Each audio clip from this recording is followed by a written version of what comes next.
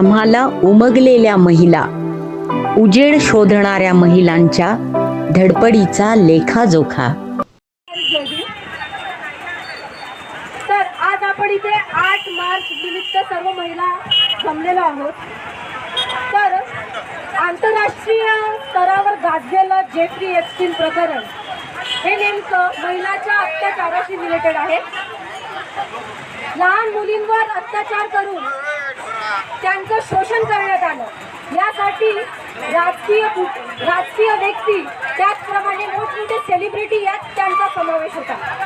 या सगळ्या गोष्टींच्या विरोधात आज ही रॅली आपण इथे काढलेली आहे।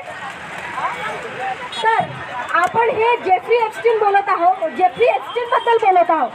तर भारताबद्दल जर आपण याचा विचार केला तर भारतात सुद्धा या अनिष्ट रूढी, जातीवादी परंपरा तसेच देवदासी प्रथा ही सुद्धा जेफ्री एप्स्टीन सारखीच होती, जी भारतामध्ये आधी राबवली जात होती।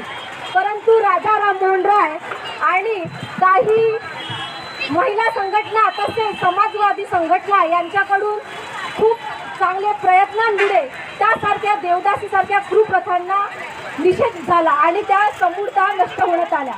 पण आज सुद्धा आपण बघत आहोत तर ही एक मानसिकता आहे, ही खराब झालेली एक मानसिकता आहे की एक श्रेष्ठत्व म्हणजे माणूस हा स्वतःला श्रेष्ठत्व समजून घेण्यासाठी, स्वतःला श्रेष्ठ दाखवण्यासाठी आपल्यापेक्षा कमी दर्जाच्या म्हणजे स्त्रियांना समजून घेतो आणि त्याचप्रमाणे लहान मुलांना सुद्धा समजून घेतो, म्हणून तो त्यांच्यावर अत्याचार करतो आणि त्यांचं शोषण करतो।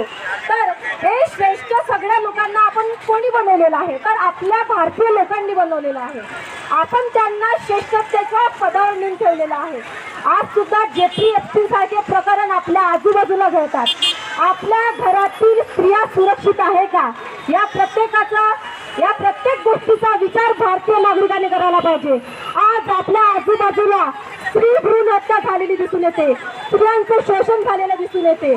तर हे शोषण करते सुद्धा एका मोठ्या राजकीय पदावर नेमणूक झालेली असते आणि त्यांना बसवणारे श्रेष्ठ पदावर कोण तर आपणच आहोत। म्हणून आपण कोणाला श्रेष्ठ मानत आहोत हे महत्वाचं आहे। आपण त्यांना मोठ्या पदावर नेऊन बसवणारे आपणच आहोत आणि आज आपण इथे सर्व महिला भगिनींनी जेफ्री एप्स्टीन विरोधात रॅली काढली। पण या नराधमांना शिक्षा झाल्यानंतर सुद्धा ते जर जेलमध्ये सुटले, यामध्ये जर मोठे मोठे राष्ट्राध्यक्ष सेलिब्रिटी यांचा समावेश आहे, या सेलिब्रिटींना उद्या जर सुटका मिळाली तर याच लोकांना आपण पुन्हा उच्च पदावर बसवून देऊ। कारण तेच आपण करतो, आपण अत्याचार सहन करतो, अत्याचार विरुद्ध आपण मोर्चा काढतो आणि अत्याचार करणाऱ्यालाच राजकीय पद देतो, अत्याचार करणाऱ्यालाच आपण राष्ट्रामध्ये आपल्या शाळेमध्ये उद्घाटनासाठी बोलवतो।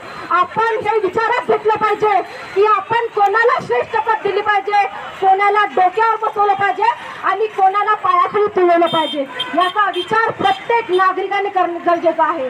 एवढंच मी सांगू इच्छिते।